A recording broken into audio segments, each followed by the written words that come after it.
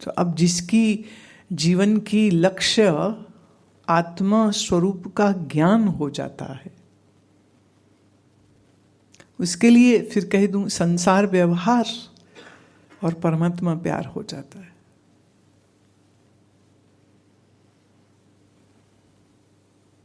तो ऐसे में कोई फोकस बिगड़ने का तो कोई मतलब नहीं उठता है। जैसे भोजन की तस्वीर भोजन नहीं होती है। हाँ, वो तस्वीर देख के तुम्हें वो भोजन कहाँ मिलेगा वहां जाने की इच्छा तो हो सकती है, पर भोजन की तस्वीर भोजन नहीं है।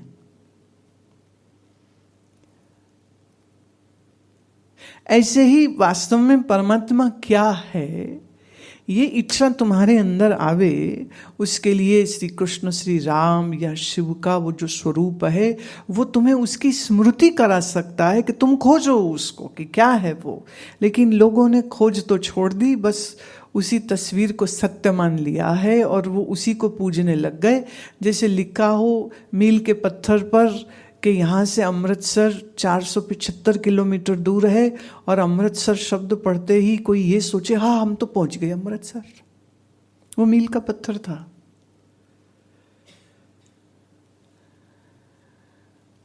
ऐसे ही परमात्मा शब्द परमात्मा नहीं है,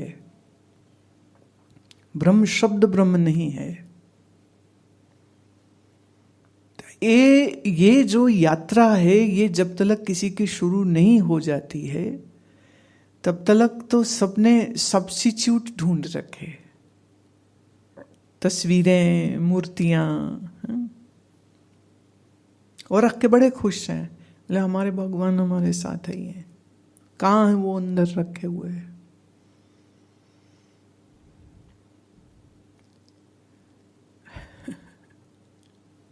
वो बहुत प्यारे हैं, वो बहुत पूज्य है, वो बहुत सुंदर है, लेकिन वो अंतिम लक्ष्य नहीं है।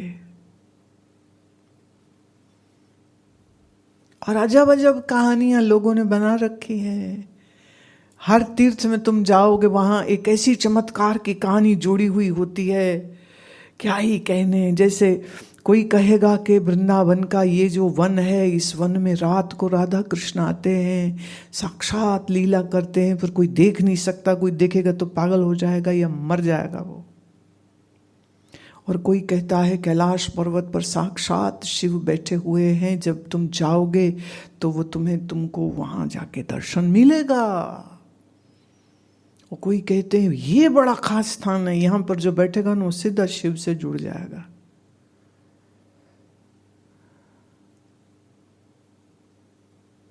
हम अपने आप को ऐसी ऐसी बातों में उलझा लेते हैं। अब कितना दूर है कैलाश? चाइना से तो वीजा लेना पड़ता है।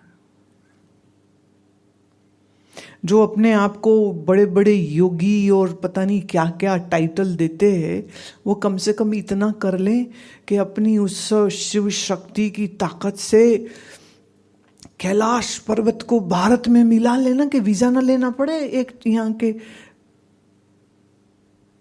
अभी तो वो विदेश की भूमि पर चाहे वीजा लेना पड़ता है, और पैकेज होते हैं 3 लाख, 2.5 लाख, 4 लाख, 6 लाख रुपया लगता है, फिर तुम वहां पहुंचोगे। अब भावना होती है, भावना से बहुत लोग जाते हैं। जो मुझे मिलते हैं, जो होके आते, मैं हमेशा उनको पूछती हूँ शिव मिले? कहते कहाँ? फिर वो कहेंगे नहीं, शिव तो हमारे मन की भावना में ही है। तो मैं वो यहाँ दिल्ली रह के नहीं होती थी?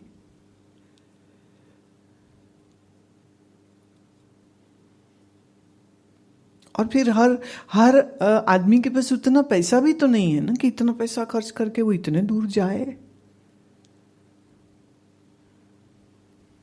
दूर बैठा देते हैं अपने भगवान को। किसी ने कैलाश में बैठा दिया है। वृंदावन तो थोड़ा इजी है ना, गाड़ी में बैठो 4 घंटे में 5 घंटे में पहुंच जाओ। कैलाश तो जाना में थोड़ा कठिन काम है, वीजा लेना पड़ता है, पैसे खर्च करने पड़ते हैं। और कबीर साहब कहते हैं साहेब मेरा दिल में बैठा, बाहर नैना क्यों खोले। वो परमात्मा को साहेब बोलते हैं। उन्होंने प्रचलित नाम नहीं लिया। इस पद में उन्होंने कोई प्रचलित राम या गोविंद या नारायण ऐसा कोई नाम नहीं लिया। वो कहते साहेब तेरा दिल में बैठा, बाहर नैना क्यों खोले। और अगर तुम अपने भीतर बैठे को नहीं देख पाए हो तो तुम अंधे हो, तो फिर बाहर जाओगे तो भी अंधे ही रहोगे।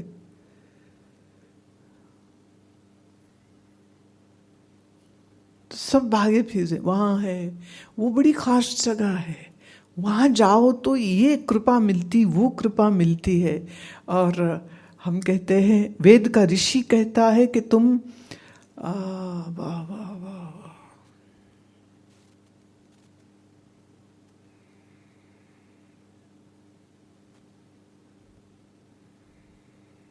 सर्वभूतांतरात्मा, सर्वभूत के अंतर ही आत्मा है।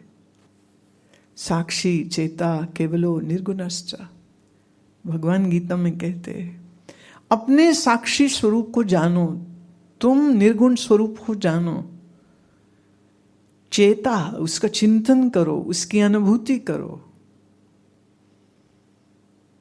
कहीं जाने आने की तो बात ही नहीं कह रही, ना गीता कह रही है, ना उपनिषद कह रही है। गीता में तो कृष्ण ये भी नहीं कह रहे हैं कि जो मेरे वृंदावन धाम आएगा उसकी मुक्ति हो जाएगी ना। वो कहते, वो तो कहते युमाम पश्यति सर्वत्र, जो मुझे सर्व में देखता है, सर्व को मुझ में देखता है, वो मेरे से कभी अलग नहीं, मैं उससे कभी अलग नहीं। लेकिन श्री कृष्ण के इस उपदेश को लोग समझते नहीं है, समझना चाहते नहीं है। उन्होंने भी उन्हें वृंदावन में बैठा दिए कि वही है और कहीं नहीं है, या कहेंगे वहां विशेष रूप से है, बाकी जगह समान रूप से है। तो भावना का जगत बड़ा सुंदर। वृंदावन तो हम क्या बोलूं, शरीर 14 साल का था जब पहली बार वृंदावन गई हूं मैं। आज के वृंदावन और तब के वृंदावन में बड़ा फर्क आ गया, बहुत फर्क आ गया। अभी तो कमर्शलाइजेशन हो गया, बड़े बड़े बिल्डिंग बन गए, अपार्टमेंट्स बन गए, लोग शादी करने वहाँ जाते, रिजोर्ट बन गए, वहाँ मंदिर भी नए कुछ ऐसे बन गए जो टूरिस्ट स्पॉट होते हैं, क्योंकि करोड़ों रुपया लग के बने हैं, इसलिए लोग वहाँ जाना पसंद करते हैं। फोटो अच्छी आती, रील अच्छी बनती है ना, इंस्टा पे डालनी है ना रील, तो वहाँ भगवान से थोड़ा ना मतलब है, अपनी इंस्टा रील के तुम ही भगवान होते हो। तो वह ऐसा वो सेल्फी लेते हैं विद द मंदिर एट द बैकग्राउंड, तो शक्ल अपनी आगे होती, मंदिर पीछे होता है। मतलब हमारा अहंकार आगे है और भगवान तो पीछे है। तो वो तो सच्ची ही बात है, भगवान तो पीछे ही रह गया। तो घूमने वाले लोग और टूरिस्ट और मजा करने वाले, रील बनाने वाले, सब तीर्थ स्थानों पर ऐसे लोगों की ही तो भीड़ हो गई, तो इसलिए वो पिकनिक सेंटर्स हो चुके हैं, आध्यात्मिक केंद्र नहीं रह गए। हम लोग 2003 में कैलाश मानसरोवर की तरफ गए थे, और तब भी वहां मानसरोवर झील पर इतनी गंदगी मिली। लोग जो आए थे हमसे पहले, प्लास्टिक की बोतलें और लिफाफे और गंदे कपड़े सब वहीं छोड़े हुए थे। हम लोग कोई 125 के करीब लोग थे, तो सब लोगों को एक दिन मैंने लगाया कि भैया सफाई कर लो कम से कम। तो दिन भर उस हाई अल्टीट्यूड पे हम लोग सब वहाँ पर सफाइयाँ कर रहे थे, कचरा बीन रहे थे। और अब 20 साल में, बीच के 3 साल छोड़ दो, कोविड के टाइम जब लोग नहीं गए, तब तो इतने लोग जाते भी नहीं थे। हम तो 4 दिन मानसरोवर पर रहे, लोग वहाँ 1 रात बिताते, 4 दिन हम लोग रहे थे मानसरोवर पर।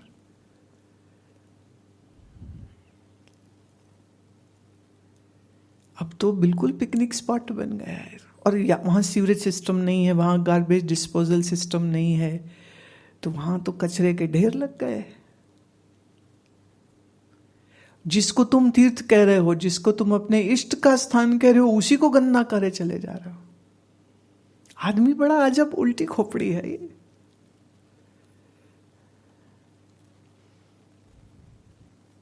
तो अध्यात्म की गहराइयों को समझने के लिए वेदांत दर्शन से उत्तम कोई मुझे तो प्रतीति नहीं होती। इसलिए सब अच्छा है, जो जो कर रहे हैं सब अच्छा है। कोई वृंदावन जाए तो अच्छा, कोई कैलाश जाए तो अच्छा, कोई मानसरोवर जाए वो भी अच्छा, कोई अन्य तीर्थ में जाए वो भी अच्छा।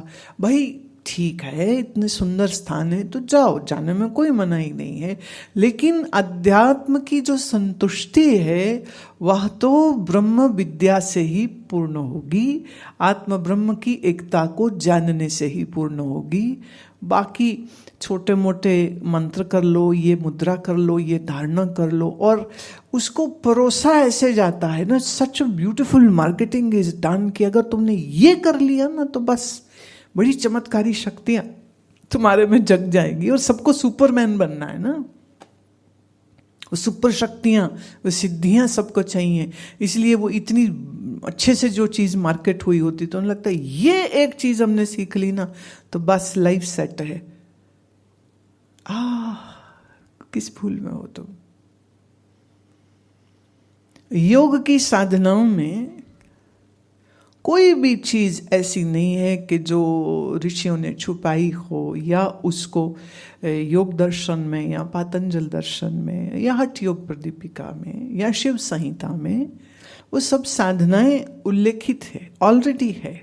लेकिन फिर भी हद है कुछ लोगों की जो कहते ये हम दे रहे हैं, ये पर्टिकुलर ध्यान की या कोई चीज हम बना करके लाए। अरे हमें लगता अच्छा क्या बात है, इतनी बड़ी गप कैसे मार लेते हो भैया, मिलो तो मैं जरूर पूछूं।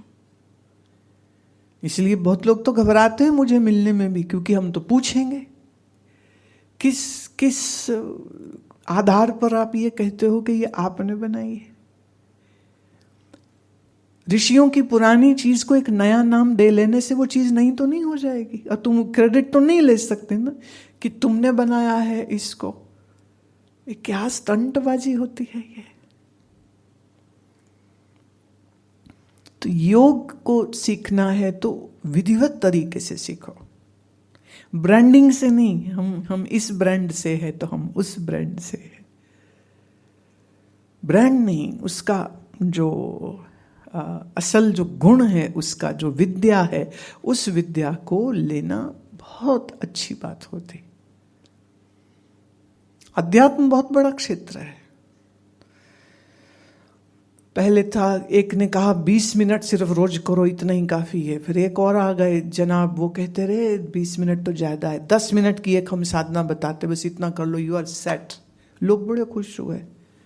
मुझे हैरानी नहीं होगी और अगले साल तक कोई नया गुरु आ जाए, वो कहेगा अरे ये भी ज्यादा है, 2 मिनट में नूडल बन सकते तो 2 मिनट में समाधि नहीं हो सकती, मैं बताता हूं। और वो और भी ज्यादा चलेंगे, क्योंकि लोग वो 2 ही मिनट दे दें, बहुत बड़ी बात हो जाएगी। 20 से 10 मिनट की बात हुई, 10 से अब 2 मिनट तक आने में 2 मिनट नूडल, 2 मिनट समाधि। सबको चीप और इजी टू डू थिंग्स चाहिए, उनको बहुत गहरी चीजों में नहीं जाना है, सुपरफिशियल चीजें। That which titillates your mind can't be very good, can't be very good. So थोड़े जो यथार्थ जो प्रिंसिपल्स है ना, वो थोड़े स्पष्ट होने चाहिए।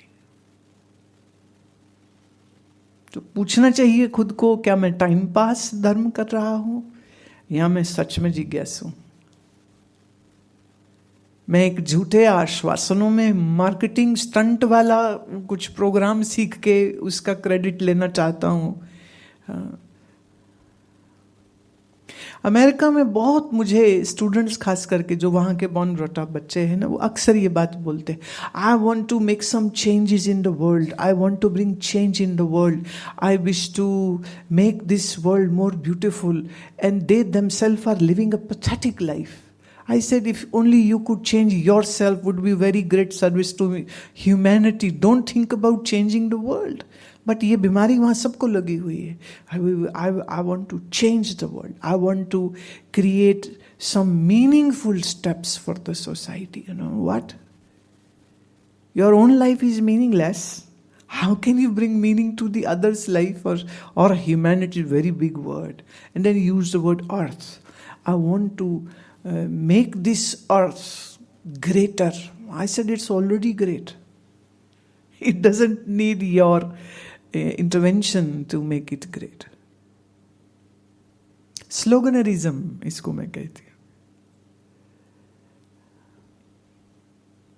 इसीलिए ये बड़ा अच्छा एक तरीका होता है कि हम इन यथार्थ मूलभूत सिद्धांतों को समझें, और अगर ये हमारी समझ में आ जाते हैं तो फिर धीरे धीरे आपकी प्रगति आध्यात्मिक जगत में अच्छे से होने लग जाती है. ये जो जिंगोइज्म चलता है ना स्पिरिचुअल जगत का, उससे थोड़ा बचना चाहिए.